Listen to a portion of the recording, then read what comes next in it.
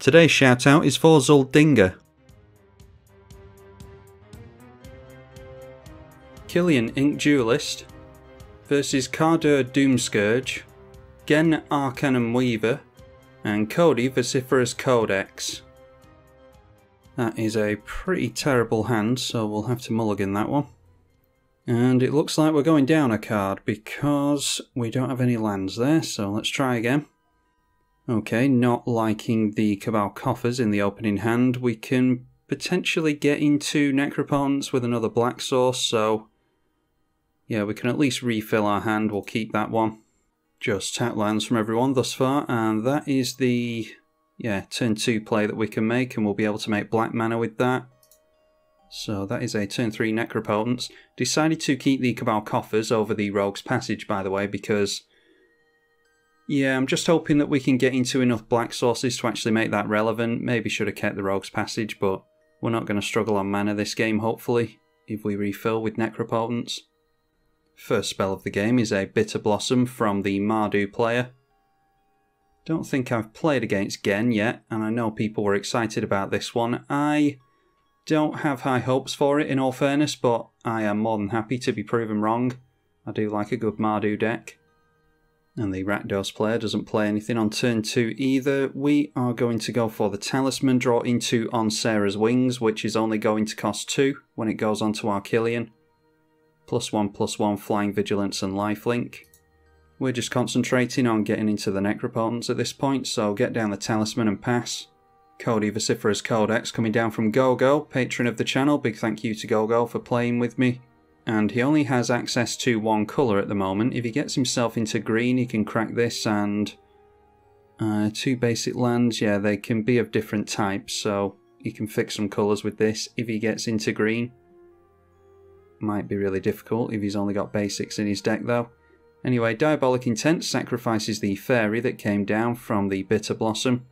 So that is a tutor for the Mardu player. And we do have 4 black players at the table, so we might be able to see an Urborg this game, which will make our Cabal Coffers a lot better. But it looks like they tutored for Sol Ring because Sol Ring coming down at the end of the turn, followed by Chalice of the Void. Whenever a player casts a spell with mana value equal to the number of charge counters on it, counter it. X is 1 on there. So counters everyone else's fast tutors and Sol Rings pretty much. Swords to Plowshares and stuff like that might be relevant as well.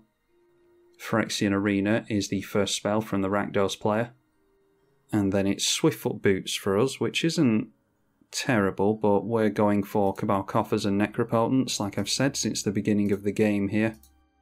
So with 4 cards in hand, I'm actually going to draw 4 with Necropotence here.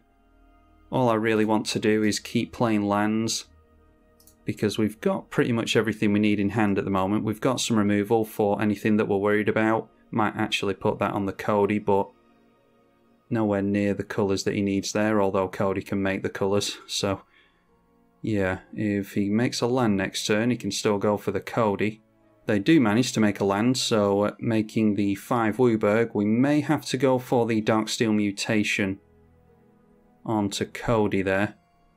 Anyway, casting a Spring, and they got into Ponder there, but Ponder will be countered if they decide to go for that, don't forget, so looks like Ponder is pretty much done for. They can take it out of exile, cast it anyway, so that it'll go into the graveyard, so it's the right thing to do, to actually cast that there. The land that came into play was a Forbidden Orchard, by the way, so the Spirit goes into play over here. Noteworthy that Hall of Heliod's Generosity comes into play this turn. And the Commander comes into play as well. They've only got 1 enchantment in play at the moment. Drawing an extra card for the turn thanks to the Phyrexian Arena, and now playing a Dark Prophecy. Whenever a creature you control dies, draw and lose a life. We will not draw a card because of our Necropotence, so let's throw down the Plains. And yeah, I think I'm worried about the Cody, so maybe we just go Swiftfoot Boots and get rid of Cody this turn. Yeah, because we'll still have a couple of enchantments left for the Mesa Enchantress. Maybe we just go for our Commander here because we want something to enchant. Yeah, let's go for our Commander. And then we can go for the Darksteel Mutation onto Cody as well. So maybe next turn we can go for the Mesa Enchantress and then go for all that glitters for a single mana. Yeah, unfortunately, Cabal Coffer's not tapping for mana yet, so we can't get down the Swiftfoot Boots. Let's put 3 into Necropotence. And hopefully there's a land in the top 3. Well, I'm glad I went for that third activation because it took that to get into the Plains. I don't want to discard Leonin Relic Warder because that combos with Animate Dead and the zombie that I forget the name of. I'll put it up on the screen, but that's basically Infinite Drain, so I don't want to exile that. Might have to be the Anguished Unmaking, unfortunately. Starting to fix the colours now. A Frantic Search for Gogo, discarding a Bazaar of Baghdad, and an Increasing Vengeance. Then Grow from the Ashes, search for a basic, put it onto the battlefield. And that was kicked, so they get to search for 2 basics actually, fixing their colours even further. And they give the Rakdos player another spirit to block with. Then deciding to foretell a card as well. 3 cards left in hand.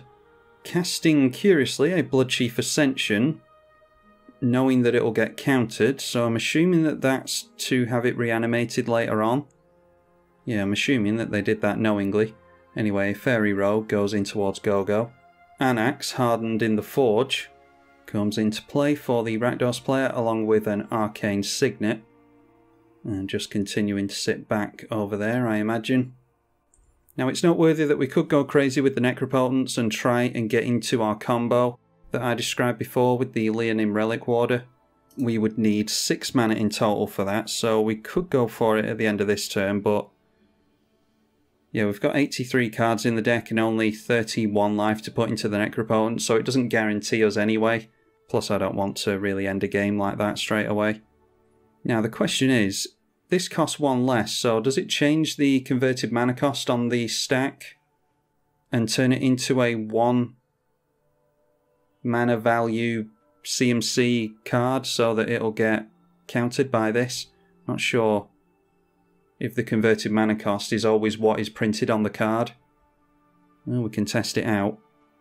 Let's go for the Core Spirit Dancer here. And then we'll attempt the All That Glitters on our commander. And yeah, that does remain a 2 CMC spell, so it does not get countered. We draw a card with the Core Spirit Dancer. Alright, and Flicker Form is nice. I think we play it greedy and just go on Sarah's Wings here, though. Draw another card, so we've got a land for next turn, so I don't mind just going for 2 with Necropotence then.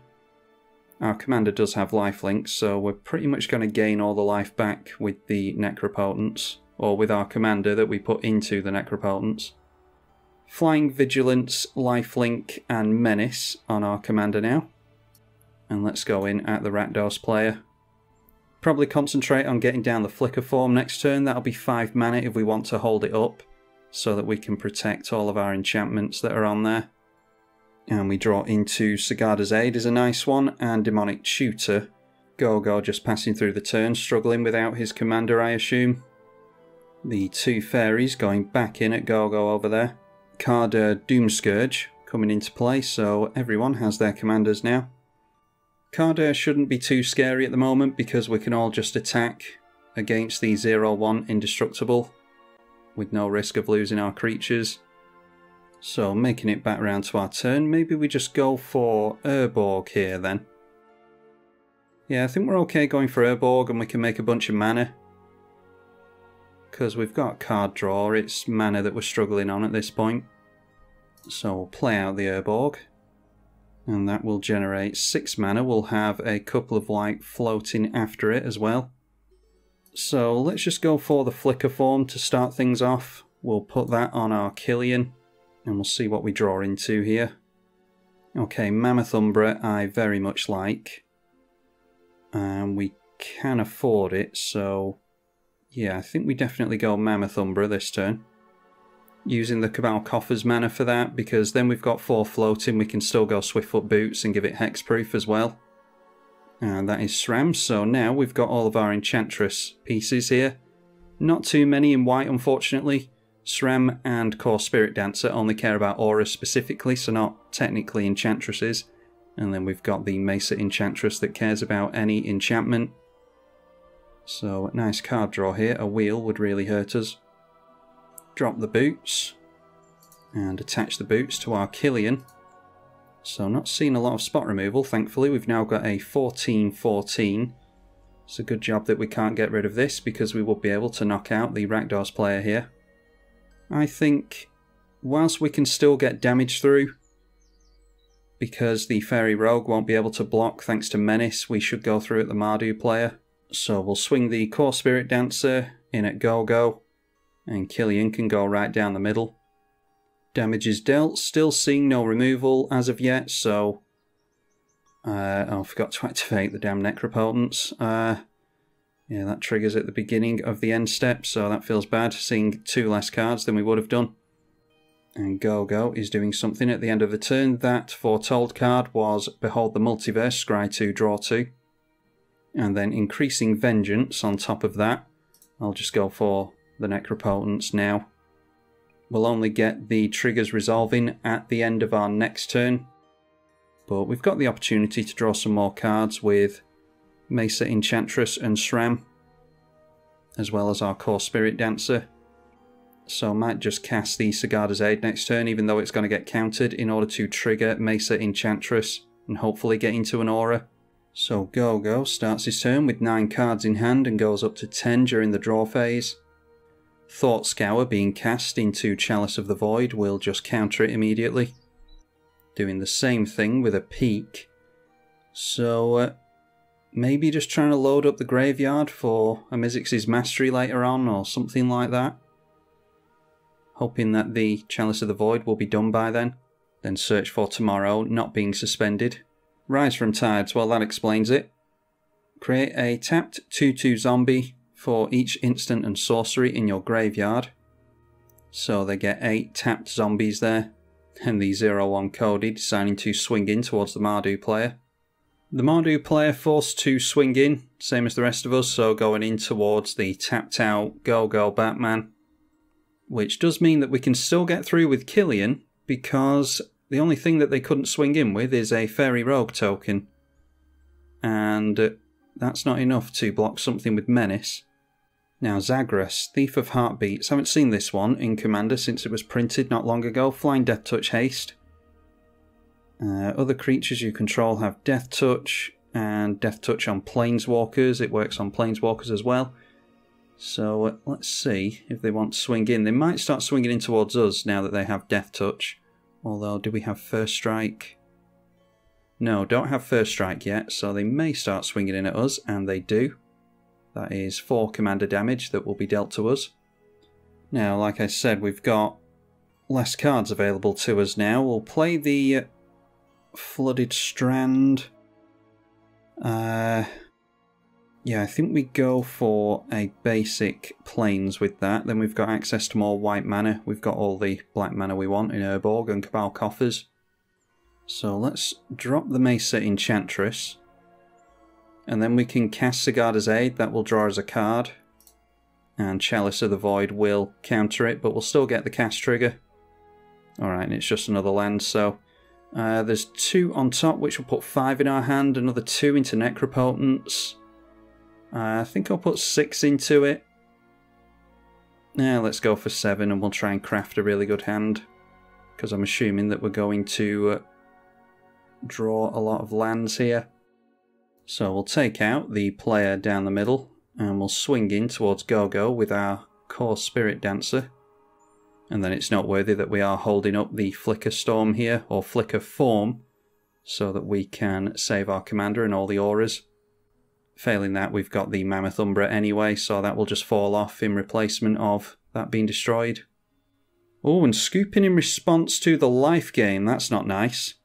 Yeah, they could have just taken the damage there and we would have gained 14 life. Yeah, scooping at instant speed is not nice. It's not actually relevant here, so yeah, thankfully that doesn't really affect us. I mean, it might do later on, but yeah, scooping at instant speed, not nice.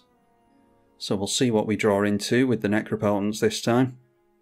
Yeah, like I said, I knew we were going to get into a bunch of lands here.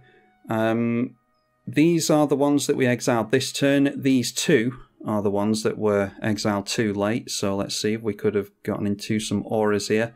Indestructible in Gift of Doom. And Sun Titan's nice. We probably won't going to make use of Sun Titan, so don't feel too bad about missing the Necropotence triggers last turn then. Chemist's Insight from Gogo, and yeah, luckily Cody is still out of commission for us. Still managing to do a lot even though Cody's not there, so that might speak to the power of Cody decks. This is only the second one I've seen, and that is Kodama's Reach for some more ramp and colour fixing. Gonti Lord of Luxury from the Rakdos player. 4 mana being held up with 6 cards in hand for Gogo. And they point the Gonti Lord of Luxury at us. It's noteworthy that we could go Enlightened Shooter here to try and mess them up on that, but not really all that interested there. Then Ogre Slumlord, so a Death Touch tribal deck by the looks of it. I think we need to try and get rid of the Rakdos player next turn. So maybe we go for a tutor and then cast Gift of Doom to draw into removal for the Carder. Yeah, I think that's what we have to try and do next turn. Because obviously if we top deck something or put something on top of our deck, we're not going to draw into it thanks to Necropotence. That is the downside of it. Now some Death Touches swinging in at us. Perfectly alright, just taking the damage here. They cannot afford Hatred or anything. That is 5 mana. Didn't actually include Hatred in Killian because it felt a bit rude. So yeah, that is something that you can put in this deck. It's a 3-turn win actually. Turn 2 Killian, turn 3 Hatred, and you just get all the life back immediately. So yeah, one-shotting someone out of the game on turn 3 didn't feel too great. Anyhow, we'll just take the damage here. So we'll go Enlightened Shooter at the end of the turn, go for some removal against the Rakdos player. It's noteworthy that we can actually go for Enlightened Shooter now, thanks to Chalice of the Void going down with the other player. And we want to remove abilities, so I think it's, I can't remember the name of it, that one. Yeah, remove all abilities. So like I said, we skip through the draw step. They've only got 1 flyer, haven't they? Yeah, that is Flying, Death Touch, Haste. Doesn't have flying, so we can get straight through to them thanks to the Menace. Menace has been really good this game. So maybe we just try and draw as many cards as possible this turn. Yeah, let's make mana. We've got the Sun Titan for getting back SRAM and Core Spirit Dancer, so yeah, let's go for the SRAM here. And we'll draw 3 cards with Gift of Doom, including the one we just tutored for. So only 3 mana for Gift of Doom onto our Killian. That will give it Indestructible and Death Touch. And then we've got card draw from the Core Spirit Dancer, so get into the, what is it called? Reprobation. And then SRAM and Mesa Enchantress will draw us cards as well. So then it is a 1 mana Reprobation onto their commander, because this keeps us from attacking them. Oh, but actually it's only until your next turn. Well, alright, we'll just put it on there anyway, because it was my aim in the first place. It'll draw us cards. Get into Sentinel's Eyes and Angelic Destiny as well. Yeah, so just a bunch of white cards with black mana floating. I think we just take out the Rakdos player here. Our commander, the keywords on it now: Death Touch, Flying, Haste, Hexproof, Indestructible, Vigilance, Lifelink, and Menace, a 16/16. So that'll be 24 commander damage onto the Rakdos player, unless they can do something about it here. And then there's some politicking going on here, but yeah, the Rakdos player thinking he can block with Zagras. Yeah, forgetting about the Menace there. So going for target creature. Gains reach until the end of the turn. Wow. Yeah, what are the odds of that? Gaining reach on something. So luckily we've got Indestructible, but not getting rid of the Rakdos player this turn like I thought we were going to. Who would have predicted a Vines of the Recluse? Don't think I've ever even seen that card. It's noteworthy that we do have Death Touch, so they're going to lose both their flyers here. But might as well lose the flyers if you're just going to lose the game anyway. Don't have any of our protection from creatures yet, otherwise that wouldn't have been relevant. And we're not likely to have trample in these colours. Just deal the damage, gain the life. And some triggers will go on the stack for the Rakdos player.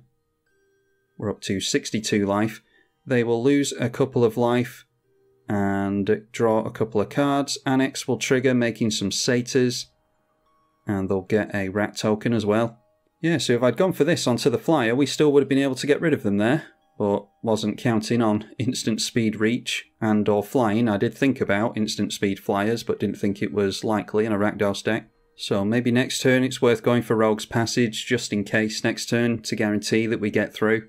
And there's a Brainstorm from Gogo, so Chalice of the Void really was going to hurt his deck here, because looks like he's got a hell of a lot of 1-mana spells in here. Blighted Woodland finally being cracked by Gogo. Hour of Promise. We'll grab a couple of lands, put them straight into play. And he's gone for High Market to get rid of his Cody. He can sacrifice it and then replay it again. And there is Homeward Path as well. Now it's noteworthy that we've got 60 cards left in the deck and 62 life, so we could actually, if we wanted to, I'm not going to do it, but we could actually flip our deck upside down with Necropotence, put it into our hand at the end of next turn. The Bedevil going on to their own commander. So that will save them there. We probably go for the Sun Titan. Oh no, that won't work, will it? Because we'll still have to attack in at someone else. Yeah, anyway, Bedevil on their own creature. Anyway, Ogre Slumlord triggering during this. They blew up their commander. They actually have their own Cabal Coffers now, so making use of our Urborg. And playing it back out again. So it looks like we have to take out Gogo next turn. They have held up a bunch of blue mana, so they might have... There's Aetherize and Aether Spouts. Aetherize is 4 mana, so that might be it. They might have that. Anyway, Grim Haruspex for the Rakdos player. Draws even more cards when creatures die. They have 7 in hand at the moment. And deciding to swing in, surprisingly. Yeah, this is all coming in at us. Don't really care about that. We've got a lot of life gain. So we go down to 48, but we've still got a 15-15 lifelinker in play. Embodiment of Agonies is another flyer with Death Touch. They're going to need another one if they want to block us. Okay, so I don't think the Rogue's Passage is going to help us this turn. They don't have any flyers. Yeah, I don't think they can do anything other than really Aetherize. They are spell heavy, so might be that that's what they have. Let's just go for the Angel of Destiny this turn. That goes on to our Killian. We'll draw cards. Okay, the Replenish is nice. Doomwake Giant is nice as well. So that might be the play next turn. And that's handy. 2 commander damage taken. It doesn't tell you who the commander was that they've taken it from. I don't think we've swung in at Cody yet with Killian. Or did we do it right at the beginning of the game when we were forced to? Oh, that's annoying. Because that could be the difference between knocking Gogo out and not this turn. Yeah, because this says Killian. So I'm guessing this isn't from Killian. Yeah, let's just go for the Sentinel's Eyes now. I wanted to save it, but we'll do it now. We'll actually keep our Enchantresses here. I was considering going for the Doomwake Giant first and then Sentinel's Eyes to get rid of the zombies, but we do have First Strike on Killian, so we'll take out our opponent first, hopefully, if they don't remove it. We have to swing in with everything at Gogo, actually, unfortunately, so blocking to get rid of our Enchantresses. Yeah, so managing to get rid of Gogo, that's good. Alright, so now we could go Darksteel Mutation. They're obviously very eager for their commander to survive. Let's drop the Rogue's Passage just in case we see a wheel here. Play the Arcane Signet for more white mana, because we're eager for white mana in this deck, apparently. And then I'm not entirely sure what we want to grab with Vamp Tutor, to be honest, so... maybe we just pass the turn at that? I was going to get down Doomweight Giant and get rid of a bunch of stuff, but I'm not entirely sure I really care, to be honest. We can't cast this at instant speed with Sigarda's aid, so yeah, I think maybe we just pass at that. Don't know what we would need to tutor for, so not going to do that here either. Our opponent really needs a second flyer in play, but we've got the Rogue's Passage now anyway, so I'm not sure what they want to do here really. They can't go Toxic Deluge because we've got 22 toughness and they've got 21 life. So we're at 70 life. They've got a whole heap of creatures to swing in with, but yeah, we're not bothered about blocking any of that.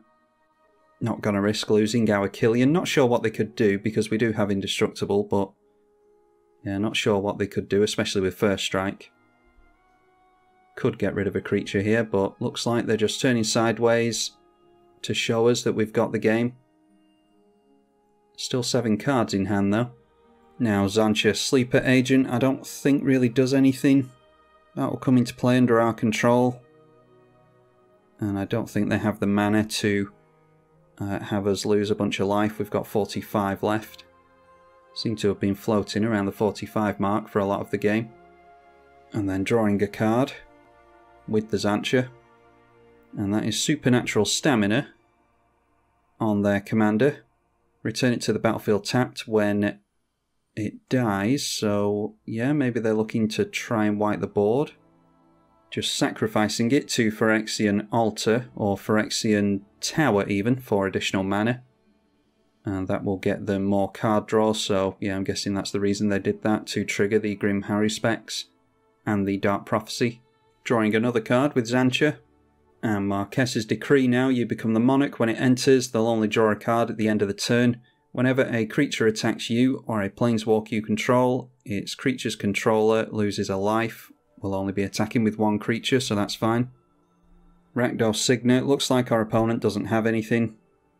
Although they do draw a card at the end of the turn with the Monarchy. And they have 4 mana available, I think. So we won't mess around, we'll just drop the planes and we'll tap down the Rogue's Passage. Make sure that our commander is definitely unblockable. And they're doing something at the beginning of combat here. That is a Chaos Warp onto... very good. A Chaos Warp onto All That Glitters. So that might be what we're able to tutor for. I'm assuming that they've worked out that they won't go down on commander damage. Yeah, nothing we can do about that. And that just takes us into a mana confluence. So often I see the Chaos Warp just takes you into a land, so it is a really good piece of removal. They do not go down this turn, so they are going to survive another turn. Then basic land cycling with the Ash Barrens will take them up to 6 cards in hand still. And we have to attack with everything, thanks to the commander coming in last turn, so that's another reason to kill it off and get it back into play, is because it triggers that top ability. I thought that was a static ability, but it is a triggered one. So we lose some life to Marquess's Decree. Maybe it has to be protection from creatures on Killian. Okay, that's curious. They don't block with a single creature there. I think they'd want to get rid of some enchantresses from us. Anyway, we take the Monarchy away from them, so we can Vamp Tutor and actually draw the card we tutor for if we want to. They're at 19 commander.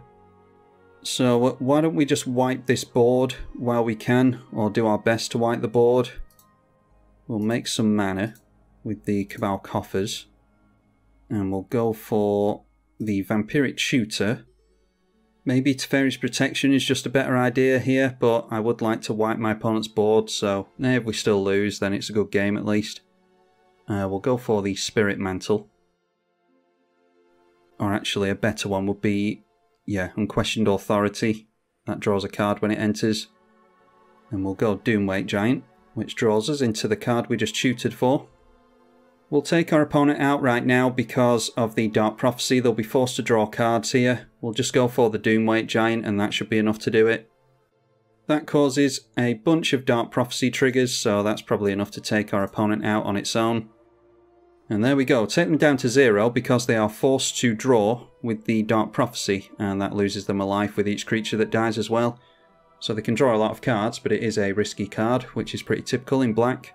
So there we are. Hopefully you all enjoyed that one. We saw surprisingly little removal there, but we did have a lot of removal protection in Indestructible and being able to flicker as well. So the longer the game went, especially with Necropotence in play, the more chance that we were going to have of running away with that one, and we did.